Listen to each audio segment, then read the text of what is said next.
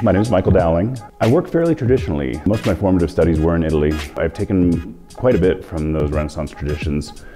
And although my work looks fairly contemporary, I am using the same oil and oil palette, color palette as a lot of the traditional Renaissance artists. So when I'm painting in oil and painting with thin layers, building up. When I'm drawing just in charcoal, although I use a really interesting charcoal that has an oil binder, and so it really kind of sticks there and I can't erase it, and so it's always part of the drawing, whatever mark I make, whether I make mistakes or not. I also sculpt and even play with found object, found imagery in certain instances. I am Annie Decamp, and I'm a multimedia and figurative artist. And the digital imagery is really kind of my reference point for any of the approaches that I take. So I either paint in oil, mostly that I've learned from Michael, using that redactive method, which has been interesting. And then I can apply that to the digital work that I do. And then I use encaustic. And encaustic is a blend of resin and beeswax. It's a really ancient form of painting where you use a hot palette. And that adds a lot of depth to the work that I do, but it also adds depth to my own personal experience in painting. So I really like the layering.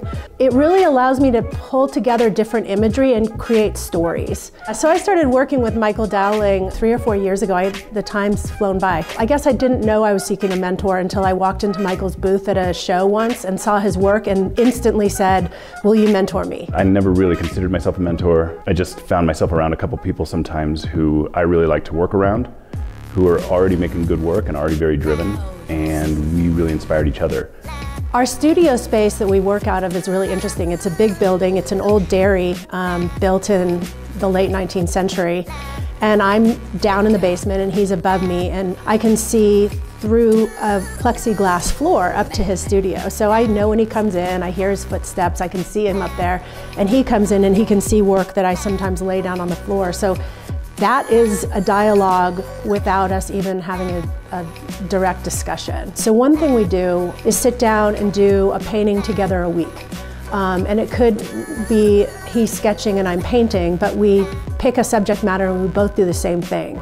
And it's interesting because they turn out so different, but we influence each other in terms of the approach, the palette. And learning how inspiring it can be to see somebody who's possibly making completely different work than I am, but how inspiring their ideas are, how inspiring their work ethic is, and kind of stealing from that energy that they put off while they do the same thing with me. And so it's a nice circle of energy and creation and ideas that happen because we are working together. And he's been taking imagery and taping it together and then working off of that, which allows you to kind of create this narrative to work from.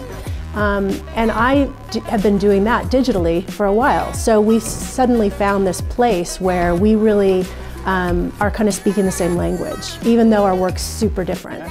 But now I'm seeing some work, especially from her, that comes from places that traditionally art doesn't always come from.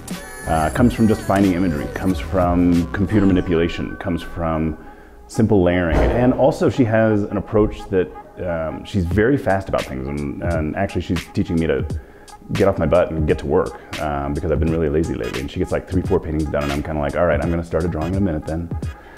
And so she's definitely taught me to open up though about how many different ways you can approach art in a very, very valid way, and not have to deal with all the traditions and all the skill set that I'm pretty obsessed with. And I realize that I love those things, but they're not necessarily the things that make good art anymore.